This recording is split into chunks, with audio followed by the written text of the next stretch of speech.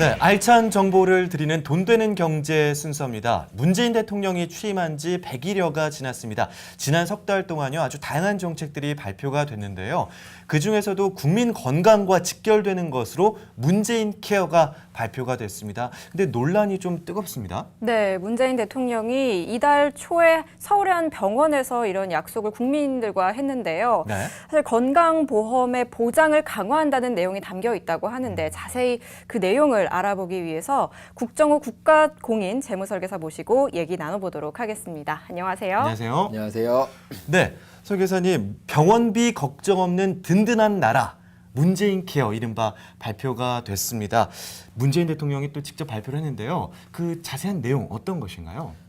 지난 9일에 이제 문재인 대통령께서 이제 건강보험을 통한 의료 보장률을 현행 63%에서 70%까지 올리겠다는 내용으로 네. 이제 건강 보장의 확대 방안을 올렸는데요. 이제 문재인 케어는 그 보장성 보험을 더 올린다라는 거죠.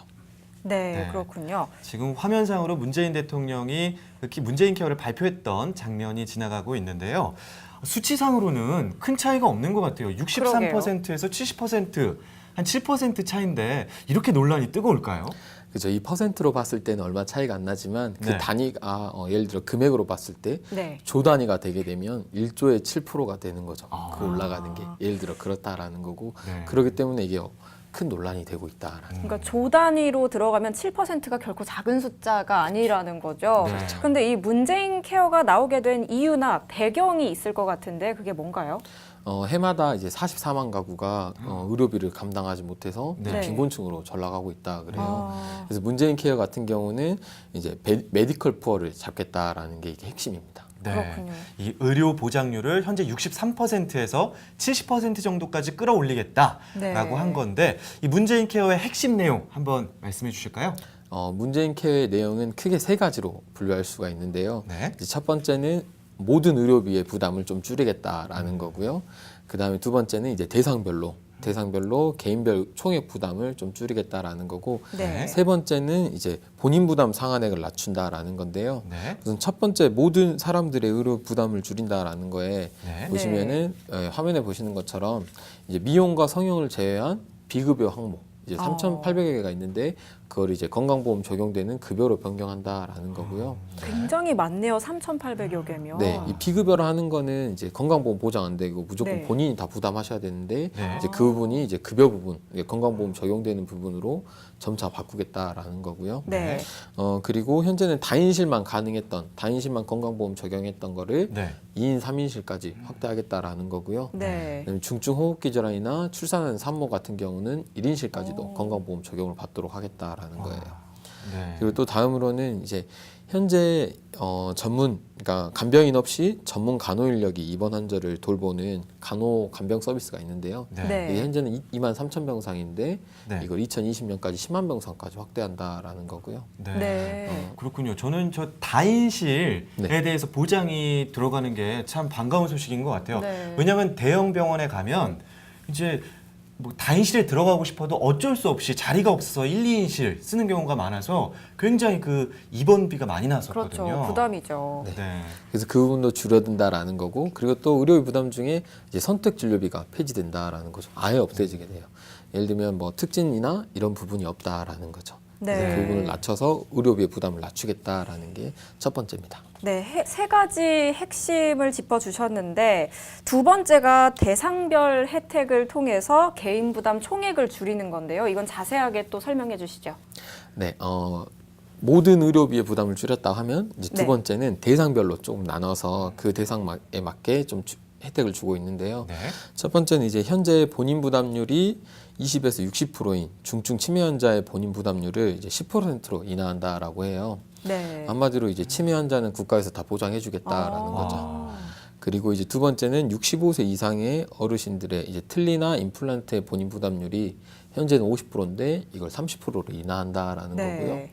그다음에 세 번째 같은 경우는 어린이들에 해당하는 건데요. 6세 미만의 어린이의 입원 진료비예요. 입원 진료비의 본인 부담률이 현재는 10%예요. 네. 이 부분도 많이 낮은데 이 부분을 이제 5%로 더 낮추고 네. 어린이의 조건을 6세 미만의 어린이가 아닌 15세까지 끌어올리겠다라는 겁니다. 연령대를 확 높였네요. 네. 네. 그리고 또 하나 더 이제 현재는 이제 출산에 좀 장려를 하기 위해서 난임 시술의 경우에 소득 수준에 따라 뭐 어떤 소득이 낮은 분들은 건강보험 혜택을 주고 소득이 높은 분들은 안 줬는데 네. 이제 문재인 케어 같은 경우는 소득 수준에 관계없이 모든 시술의 경우 건강보험 혜택을 적용하겠다라는 게 이 대상별로 의료비 부담을 줄이겠다라는 게 두 번째입니다. 네, 두 번째 핵심 내용을 보니까요. 네. 어린이들 또 아이를 가지려고 하는 부부들 혹은 노약자를 위한 정말 정책이 중심을 이루고 있네요. 네. 네.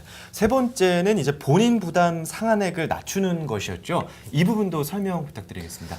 이 부분은 조금 어려울 수도 있는데 네. 본인 부담 상한액이라는 게 뭐냐면 이제 본인이 부담하는 상한액 부분을 이제 그 소득을 10분위로 나눠서 네. 그 네. 소득에 맞춰서 조금씩 국가에서 건강보험에서 보장을 해주고 있는데요. 네. 현재는 이제 우리나라 여기 표에 보시는 것처럼 우리나라 같은 경우는 10분위로 쪼개져 있어요. 네.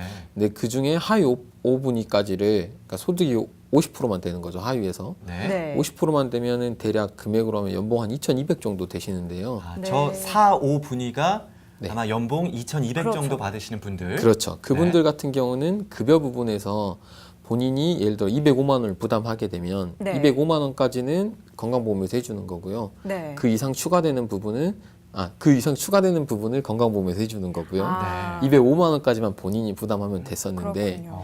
이거를 이제 문재인케어에서 더 낮추겠다라는 거죠. 150만 원까지. 네. 근데 보시면은 6분에서 7분, 10분이 그러니까 상위 50% 이상 되시는 분들은 현행을 네. 그대로 유지하는 거고. 아, 그래서 이건 문재인케어의 의도는 저소득층에 더 혜택을 주겠다라는 겁니다. 네. 그렇군요. 조금 헷갈리는 부분이 있어요. 마지막 이제 상한선에 가서는 조금 이해가 안 돼서 갸우뚱하시는 분들도 많을 것 같은데요. 좀 문재인 케어 정책이 그대로 이렇게 실현이 된다면 얼마나 의료비 부담이 줄어들지 구체적인 사례로 조금 설명을 해주시겠어요? 네, 저도 이제 사례를 한번 들어봤는데요. 네. 소득 수준이 한 50%, 하위 50% 되는 한마디로 5분위에 포함되는 분이죠. 아까 네. 그 연봉 2,200만 원. 네, 그 정도 네. 되시는 분이 네. 뇌혈관 수술을 받게 됐을 때 어. 병원비가 총 7,700만 원이 들어요. 네. 근데 그 중에 본인 부담은 약 2천만 원 정도가 돼요. 네. 근데 네. 지금은 2천만 원입니다. 네, 근데 이제 그럼 문재인 연봉 케어가 대부분이 시행이 들어가네요. 되면, 네, 그렇죠. 문재인 케어가 시행되게 되면은 이제 그 부분에서 비급여 검사 부분이 급여화로 되고, 네. 그다음에 선택 진료가 폐지되고, 그다음에 재난적 의료비 지원이 400만 원 정도 되거든요. 아. 그렇게 돼서 하게 되면은 총 본인 부담금이 545만 원 정도로 줄어든다라는 거죠. 뭐 반의 반으로 줄어드네요. 사실 신기하게. 연봉 2,200만 원 받으시는 분이 2천만 원을 진료비로 그렇죠. 썼다 그러면 처음에 말씀하신 메디컬 프로가 네. 어쩔 수 없이 그렇죠. 이게 되는 건데 네. 이 취지는 참 좋아요. 건강보험 보장성이 강화되는 건 참 좋은데 뭐 명약 관화인 것 같아요. 건강보험료가 당연히 올라갈 것이라는 그 비판과 우려가 있는데 네. 우리 설계사님이 보실 때는 문재인 케어에 어떤 문제가 있다고 보십니까? 문재인 케어의 문제점이 많이들 이야기가 나오고 있는데요. 네. 네. 가장 큰 문제점은 재원 마련입니다. 아, 이제 보건복지부에서는 뭐 앞으로 5년 동안은 문제가 없다라는 건데요. 네. 이제 문제는 5년 이후죠. 5년 그렇죠. 이후에 대한 재원은 과연 어떻게 마련할 것이며 네. 분명 일각에서는 이제 분명 고령화도 있고 하기 때문에 젊은 층들이 부담해야 되는 그 건강보험료가 분명 높아질 거다라는 게 이제 예상하고 있습니다. 그리고 또 일각에서는 문재인 케어에 대한 의사들, 의료계의 반발도 만만치 않던데요. 어떤 얘기인가요? 네, 재원 마련 부분도 문제가 되고 네. 의료계 반발도 큰데요. 의료계 반발이 큰 이유는 이제 문재인 케어 같은 경우는 증세 없는 복지잖아요. 네. 그렇기 때문에 분명 어딘가에서는 손해가 발생을 하게 돼요. 네. 그 부분이 이제 병원 측 의료계죠. 이제 병원은 지금 현재는 이제 비급여 부분으로 수익을 좀 맞추고 있는데요. 네. 이제 그 부분이 급여로 바뀌게 되니까 아. 그것을 네. 혜택을 못 보게 되는 거죠. 수익성이 낮아지겠네요. 자연스럽게. 그렇죠. 그러니까 네. 비급여 부분이 아까 보니까 3,800여 개가 급여, 급여로? 급여로 바뀐다고 하니까 어. 정말 큰 그리고 부분이 넘어가는 거죠. 네, 또 선택 진료제가 폐지되기 때문에 네. 의료의 질이 저하되는데 아. 예를 들 수 있는 나라들이 있어요. 네. 네. 예를 들어보면 영국 같은 경우는 우리나라 같은 경우는 지금 63%에서 70%까지 올린다라고 하잖아요. 네. 영국 같은 경우는 80% 정도는 국가에서 보장을 해줘요. 그렇기 때문에 모든 의료비는 국가에서 책임을 해서 좋긴 한데 네. 이제 문제는 의료의 질이 떨어지죠. 아. 그러니까 의료 발전이 좀 안 좋게 돼요. 근데 상대적으로 이거의 반대쪽에 있는 나라는 미국인데요. 미국. 네. 미국 같은 경우는 개인 부담이 높죠. 네, 아. 국가에서 보장해준 부분이 낮기 때문에 네. 개인이 비싼 병원비를 부담해야 되는데요. 네. 대신 장점은 의료의 질과 발전이 높은 편이에요. 지금 네. 최고의 의료 수준을 가지고 있거든요. 미국 네. 같은 나라가. 그렇군요. 그래서 우리나라 같은 경우에는 이 영국과 미국의 중간 정도 되는데 네. 네. 문재인 케어의 입장은 이제 현재는 우리나라 의료비 가계 부담률이 네. 36.8%로 OECD 평균인 19.6%보다 약 1.9배 높다라는 높긴 거예요. 높네요. 그러니까 우리나라에서 네. 가계 부담률이 의료비로 부담하는 게 높다라는 거죠. 네. 그래서 그 부분을 낮추기 위해서 문재인 케어를 꺼낸 건데요. 그런데 네. 저는 저 36.8%가 뭐 많이 낮다고 제 개인적으로 생각 드는 게 미국에서 제가 좀 네. 살았잖아요. 아니, 이게 혹시 경험해 본 적이 있어요? 미국의 그렇죠. 그 고병원비, 높은 병원비. 정말 사례들을 많이 들었는데요. 친구들이 이제 유학생들이 미국에서 쓰러지면서 네. 앰뷸런스 부르지 말라고 하면서 쓰러집니다. 그 이유는 앰뷸런스를 한 번 부르면 100만 원, 200만 원이 들어가거든요. 아. 저희는 119를 부른다고 해서 이제 청구서가 날아오진 않잖아요. 그렇죠. 그래서 제가 예방 접종을 2번 맞았는데 네. 40만 원을 낸 적도 있고요. 예방 접종 2번에 네. 40만 원이요? 우리나라가 참 살기 좋은 무슨 나라라고 접종인데? 생각하고 아. 이렇게 돌아왔습니다. 그래요. 네. 우리나라였으면 아마 10,000원, 20,000원 정도 그렇죠. 내서 끝났을 텐데. 네, 현행의 이제 우리나라 건강보험 제도가 잘 돼 있다라고 네. 해요.